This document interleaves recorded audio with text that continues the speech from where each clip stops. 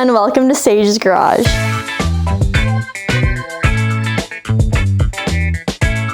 This is how my lovely engine is looking so far. Very exciting. It's looking very assembled. So assembled that today we're actually going to check the oil system for pressure. We're also going to double check and see if there's any problems, see if there's any leaks, because that way if there is anything wrong, we can fix it now before it goes into the car. One thing I will mention is that it seems like my car had an aftermarket oil pressure gauge put in. And what we're thinking now is the whole story of this engine is that most likely the last person who had it noticed there were some issues with the oil pressure, as I noticed at the beginning. Basically, anytime the car was like slowing down from going a higher speed, like let's say 80 kilometers an hour, anytime it slowed down, the oil pressure would drop so low, and then sometimes it would even stall because the oil pressure was so low. So that was something that I noticed, but unfortunately I didn't know enough to know that was a telltale sign that probably my big end bearing was going, which it did end up going. So I wish I had known, but anyways, it makes sense that the previous owner had noticed these issues with the oil and had put in an aftermarket gauge to really measure the oil pressure and see if they could figure out what was wrong, and then they couldn't, and so they sold it to me, which is okay. I totally understand. There's no hard feelings there, but it has definitely been a long journey since then. So that's what I'm guessing the full story of this engine and car is, but now we are making a new story for it. It is all put together with so many new parts, and most of it is from a whole brand new engine anyways, so hopefully it will all be good this time. But we're gonna go ahead and test it out, and you better cross your fingers that there's no issues and that all the oil pumps through nice and smooth. Let's go ahead and test it. So to start off, we put some RTV on the valve cover gasket, and we're just placing it on there. The reason we put some RTV is because we're not gonna put the valve cover on right now because we wanna see where the oil is going and if it's leaking and if it's coming out all of the right places. So we're just sealing this down so it doesn't move on us. All right, we are going to start by putting some oil in. We're just gonna put it where the oil pump goes. We don't wanna pour it on the top near the cylinder head because we wanna actually see where the oil is coming from instead of just pouring it everywhere. But I thought you guys would be interested to see. This is the one that I'm putting in. Okay, we put some oil in, and this is so exciting to show you guys. You can see there is oil. Oh, I'm gonna drip it everywhere. But anyways, very exciting. Okay, I'm gonna bring you to the other side of the engine now. Okay, so what we're gonna do now is we are going to spin the oil pump to get the oil to pump through the system and test the pressure. But as you can see here, usually the engine would use this distributor drive gear, and it would go into here, and it would, once the camshaft would spin, it would spin this gear, which would then in turn spin the oil pump. But anyways, we're just gonna use this right now, and I've got a gauge up here, so we're gonna see what it says. You might be turning it the wrong way, or the gauge might not work. Don't know yet. I would say I'm turning it the wrong way. Okay. Point.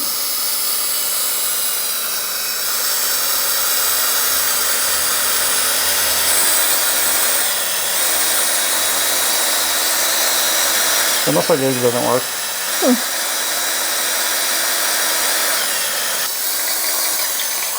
Oh, now I hear the bubbles. So it might just take a while to get The oil to get through the system? So this won't show any pressure until there has been oil in the entire system and it gets all the way up to here. Okay. This might take a moment, or there might not be enough oil actually in it. We'll check the dipstick level again. Okay. I might not even be spinning it fast enough. Should I go check that now? It sounds to me like we're running the oil pump dry. Like there's just not enough oil in it yet. Okay, so should we check? Yeah, we'll check the level. Okay. Yeah, maybe we need Oh, some that got a more. lot lower. Yeah. You're gonna see if oil drips out of it? Yeah, but it will make a big leak. So. Yeah. And I mean, there's, I guess, a chance there's something wrong with this too, right? Because that was from the car, and that could have... Yeah, it sure might be. Right? But we know what, so far, it's just no oil has gotten there. Through it once, just to be sure. Because yeah, there could easily, I mean, that's been sitting in my garage for, there could easily be something in it, just like Yep. anything. Literally in my garage, there could be anything I bet in there. it was just not quite enough oil before, and maybe not, and maybe not spinning the pump fast enough either. Okay, I'm gonna say that. Whoa.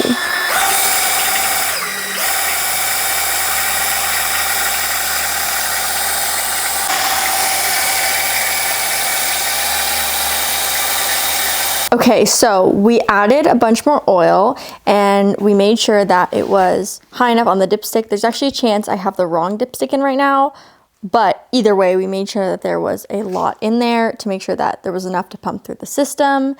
And then we also rotated the crankshaft a bit just in case it was happening to block anything. And then we rotated a bunch more, and so far still 0 on the gauge. So we're going to do some troubleshooting, but I wanted to keep you updated. Now, it could also just be the gauge. We are going to double check that. But as of last we checked, there was no oil even up here, which means obviously it's not the gauge. So there's a few things we're going to check, but so far, no pressure. So for our first step troubleshooting, we took this out and there's still no oil up there as we suspected. So next up, we are taking off the oil filter. And as you can already see, there's loads of oil in there. So we don't have to take it out anymore. We could right away see there was lots. So I want to take the pressure valve out and see if something is assembled incorrectly either here, or I'm also going to check basically because there was a weird spring in here, right? And like the weird washer. Yeah, I want to make sure that got installed right, and that'll basically be the next thing I check. Okay, that makes sense. So to start with our troubleshooting, we are going to look at this oil pressure relief valve. I've got the diagram here of how it needs to be assembled. First things first, we're just going to see if it's assembled right, if we can see any issues with it, and go from there. So, that exists. Okay, and there's oil on that. Yeah. Which I wonder if the spring is incorrect or faulty. Yeah, I mean... Okay, so what we did is we took out the oil pressure relief valve and we just made sure everything was looking good in there. There was definitely oil getting into that area. So we put it back in, ensuring that it was completely straight. We're guessing the problem was that it was just a little bit crooked, and that's why it just wasn't able to get the oil around properly. But we're going to test it now and see if that's true. If it doesn't work, then we're going to block it and figure out what other issue might be.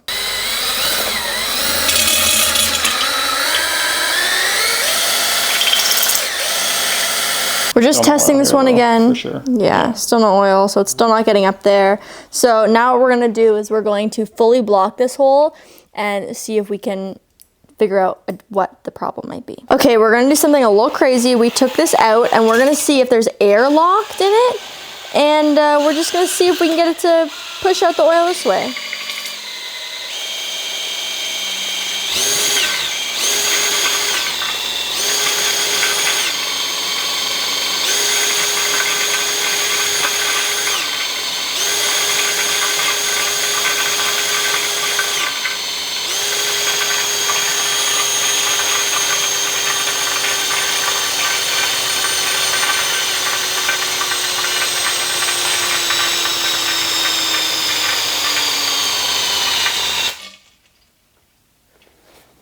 A lot of bubbling. I wonder if this has like a thermal cut off. But it shouldn't be this hard to prime. But I'm still strongly of the opinion that something is wrong.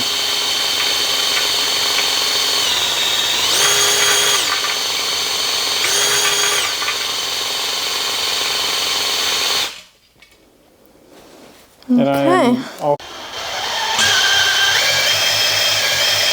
Oh, oil's coming out. Yep. Yep, just started coming out totally. Okay, what should we do? Okay, oil started coming out. So, that's at least if that was good an airlock, news. that is ridiculous. Oh my gosh. Okay, well, hey, at least we got oil to that part. Even if there's something going on, at least that's happening. Let's try it out.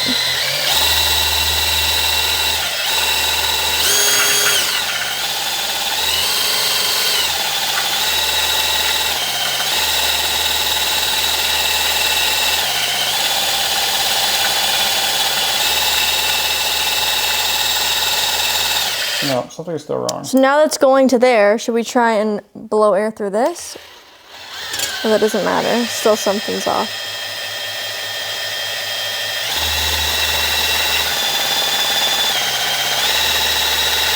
Oh, oil's coming out here. Yeah, look, it's coming out all these. Oh, and we are getting some pressure, but almost none. And something's happening. Yeah. Like, we should be getting more pressure than this stuff. I think it should be like streaming out, right? No, that might be how much oil the head get. I bet they don't usually put a whole lot in the head.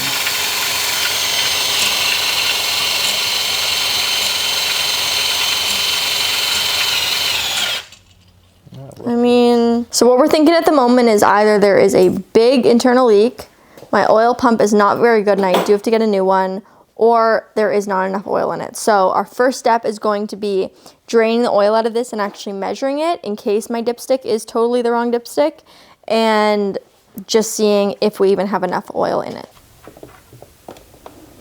Whoa. So much air. Whoa, yeah. That just makes me wonder if the oil level itself is low. That's really different than it was when it went in. Is it all gonna fit in there? Oh my gosh. No, I'll put the plug back in if it looks like it might not. Okay, if you need us to grab anything, tell us. Aiden can grab something. Although this sure looks like plenty of oil for it to work. It's a really weird color. So, is it that we think that's because of all the air that went into it? Yeah, but why is it getting so aerated? I mean, the oil pump will aerate the oil normally. That's like part of That's, I'm sure, enough oil for it to run though. Yeah.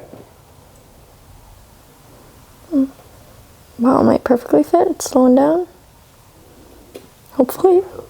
I'm stressed. I'm stressed for you.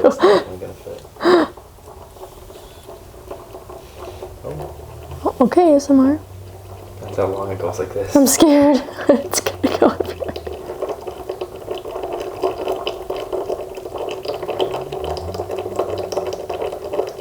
Well, I've got to say it looks much better than when I drained my oil the first time.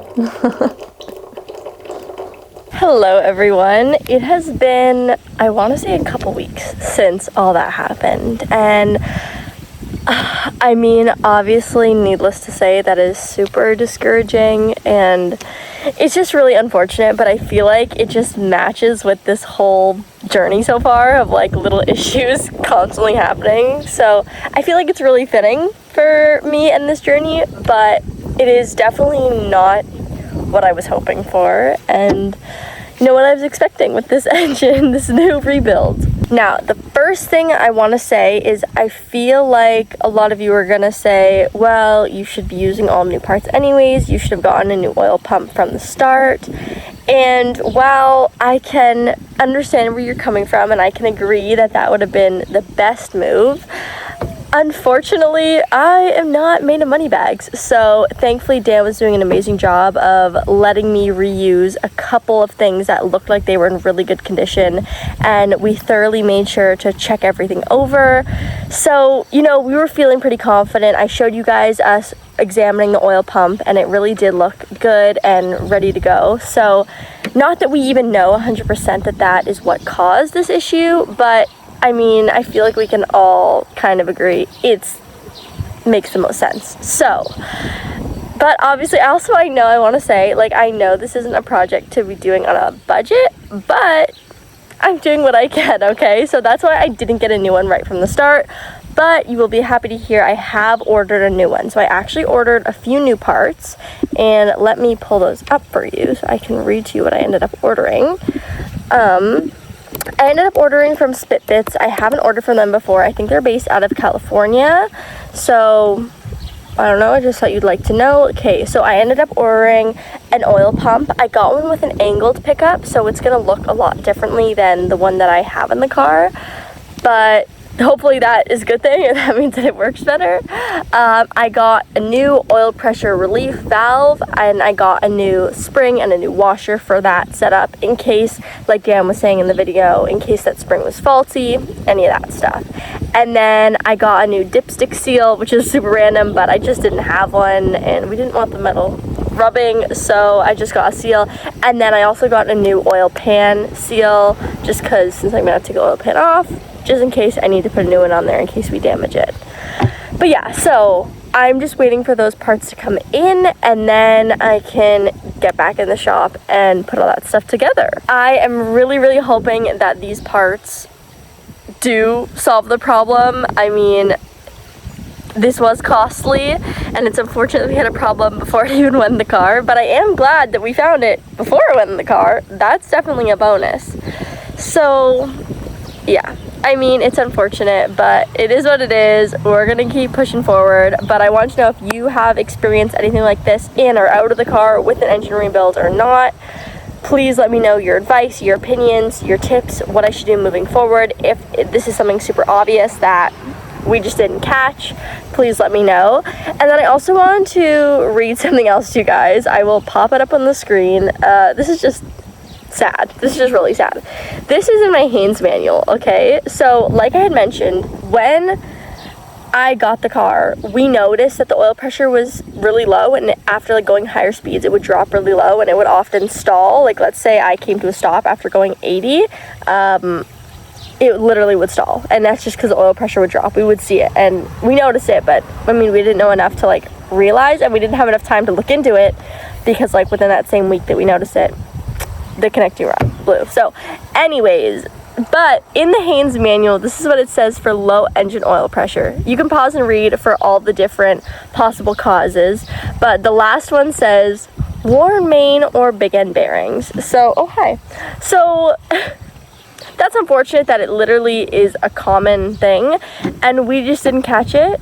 I'm curious to go back and look at the comments, because I think I would have said something in one of like episodes 1 to 3 probably. I probably mentioned something, and I'm curious if anybody hinted at that and if they just were seeing the future before I could. But anyways, this is just like the whole thing. What can I do now? All I can do is move forward and really try and figure out how to fix this thing, get it running.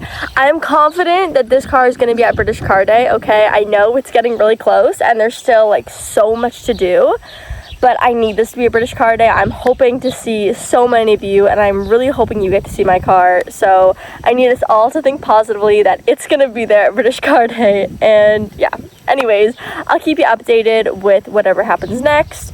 If I don't have any new progress by next week, I'm probably gonna post some Beetle videos because I've been doing some work to it. So don't be disappointed if you see a Beetle video next week, but I'll do what I can to get another Triumph one out to you. Anyways, I hope you guys enjoyed this week's video. I didn't. But I'll see you next week. Bye!